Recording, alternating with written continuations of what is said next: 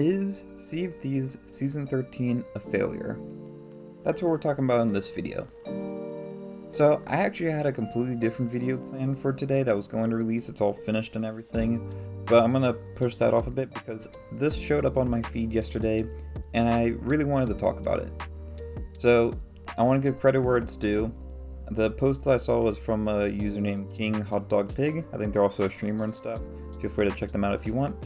But they posted a comparison of the different stats. So basically every time we have a community weekend, which we just had the season 13 community weekend this past week, and basically what Rare does is they usually show like different stats of like how many cannonballs were shot, how many fish were eaten, how many bananas were eaten, how many skeletons were defeated, that kind of stuff. It's just like, it's supposed to be kind of like fun little metrics and everything.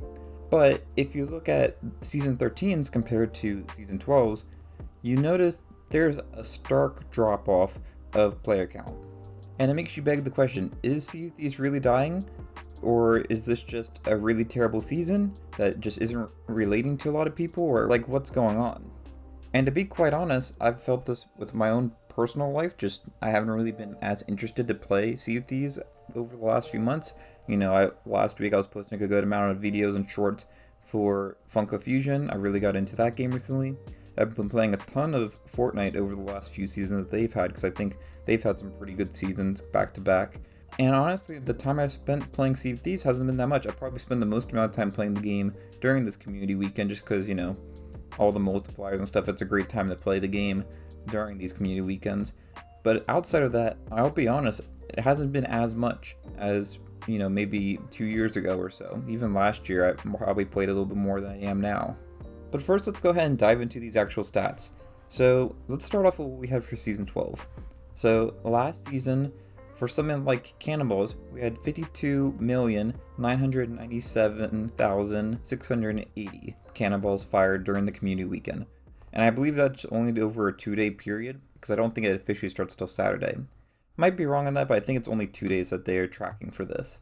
Now, one thing I think we should recognize with this comparison is that the season 12 community weekend happened during June, which most people were on summer vacation at that point. So the player count should be expected to be higher during that point than at other points in the year. The only time I would assume to be higher than that is during the Christmas time when people are home, but they're not in school or other stuff. So just something to keep in mind with that. I think we should give a little bit of leniency, but as you'll see when we get into these numbers, it's a stark difference. So just to recap real quick, 52,997,680 cannonballs fired for season 12, and then 24,290,333 cannonballs fired for season 13. That's a huge drop off. That's a lot less than half of the total cannonballs fired.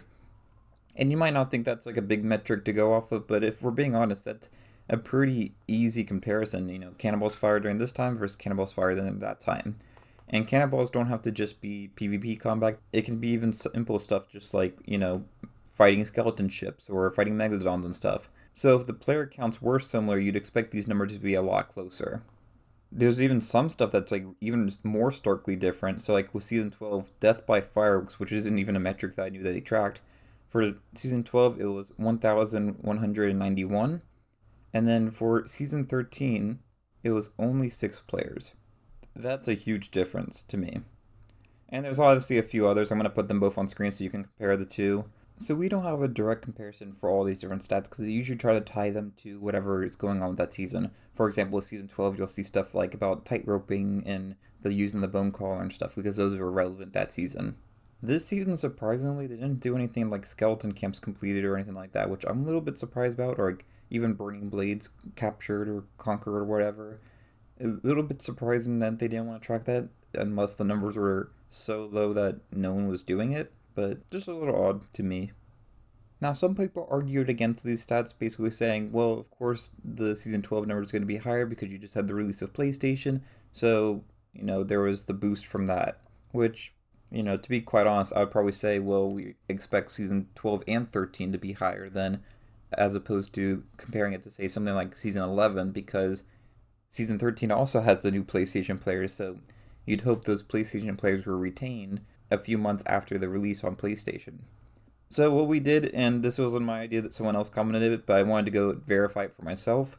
So I went on to Google Trends and I did from last year's August all the way to now. And you can see on this chart, we've basically stayed the same over a year period, which is pretty terrible in terms of the interest for the game. Why do I say it's terrible? Well, we should see this number a lot higher. You see there was a big bump when the PlayStation release happened. That was basically around that same time right there. And that was great. It should have probably stayed up higher towards around here in that 60 range. We should have seen it stay up to that to now. The fact that it basically dropped down to the same place it was a year ago basically means that there was no long-term impact from the PlayStation players being added to the game. And I want to put this into greater context. What are all the updates that we've been upset with Sea of Thieves for the last several years? Stuff like Season 10, where they were adding safer seas, guilds, and stuff, focusing on those things. Season 11, they were doing the diving mechanics, they were changing up how the voyages were, but they weren't really adding new content for us veteran players that have been playing the game, playing the same game for however many years. And then you even have right now with players being upset with some of the balancing changes. Personally, I'm fine with balancing changes. I don't have a problem with them as long as it, makes sense and there's like a logical reason for it.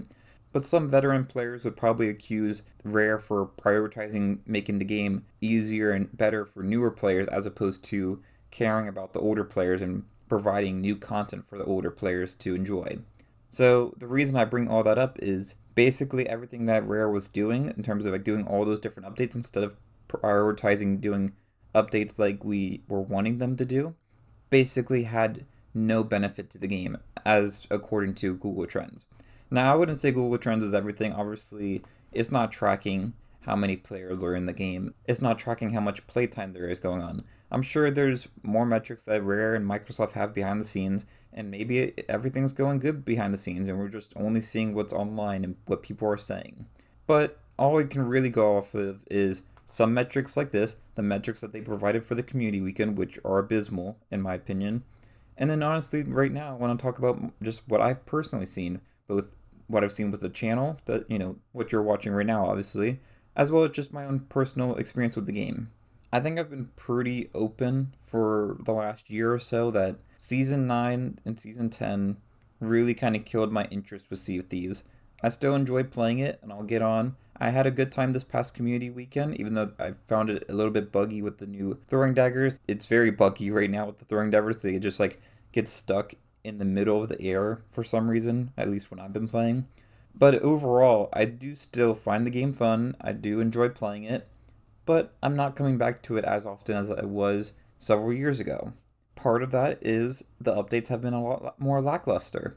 And actually, I feel like I've been a pretty good supporter of Season 13. I think Season 13's been doing a lot right, which is kind of why I was a little bit surprised and why I wanted to make this video when I saw these different stats. I think Season 13 had a new world event that a lot of the PvP players liked. I'm not the biggest fan of the Burning Blade in terms of like actually doing it. I think it was fun to, get it sometimes and, it's a cool thing to control. I haven't really noticed a lot of players like going for it anymore. It seems like it's really kind of died off, but that's, whatever. The thing that I really liked about Season 13 is the new skeleton camps, because that's something I've been wanting since we got the sea forts and the siren treasuries back, several years ago. I wanted something that was like on demand like that was a little bit like a smaller world event. So I was really happy with the skeleton camps, and I think they're having like basically an event every week in the game. So they're doing a lot of stuff right, but it doesn't seem to be translating to players being interested in the game again. Like I said earlier, this could just be as simple as people are going back to school and, everything's getting busy right now, so people don't have as much time to play the game. That's perfectly fine, but I think we should see a higher bump in player count as opposed to before the PlayStation players were added. I think the fact that there wasn't really any long-term impact from that is pretty damning on the game. As Season 13 starts coming to an end, we have about, I think, like a month left. I think Season 14 is supposed to release towards the end of October, maybe beginning of November, I can't remember exactly, but we're getting close to the end of Season 13 now. I don't think Season 14 is going to be the update that brings players back in. It's an update that I'm really excited for. I think there's going to be fantastic content with it. We're going to be able to like put disguises on and like hide in chests and do like the harpoon gun and all the stuff that they announced during the preview event a while ago. Everything like that is going to be great, and I'm going to have a ton of fun with it. but it's not like a big piece of content. It feels a lot more similar to Season 12, where Season 12 was great. We got tons of stuff like the bone collars, we got the throwing knives, and all that stuff. Things that I love and I'm happy they're there in the game, but they're not really content in the sense of something new to do. I think a lot of players probably, if you weren't a fan of the skeleton camps, then you don't have really much to draw you into the game right now. Because if you think about when Season 13 launched, if you wanted to do the Burning Blade, it was probably the most sweaty thing in the game, honestly. You really couldn't get a hold of it, especially if you were a newer player. If you're someone watching that Xbox showcase and you saw, the Burning Blade and you're like, oh, that's a really cool thing. I want to try that out. Let me hop in the game and try it out when the season launches. And you got in and you basically couldn't get it. All you were really left with were the skeleton camps. And the skeleton camps, while, like I said, I'd find them enjoying, they're also not as satisfying to complete because what you're getting is just this one orb. It's a very valuable orb, but it's just one orb. It's not as epic of a feeling as, say, like a whole hoard of treasure that you're bringing. We've talked about why they did this in the past, but I think it does contribute to the feeling of, oh, this is disappointing. And I think a lot of players don't really like the skeleton camps just based off what I've seen. Using, again, just what I've personally seen on my own, when I did like the ranking video for every skeleton camp in the game, only 200 views, when I would expect that to be a little bit higher if skeleton camps were more of a thing that players were interested in.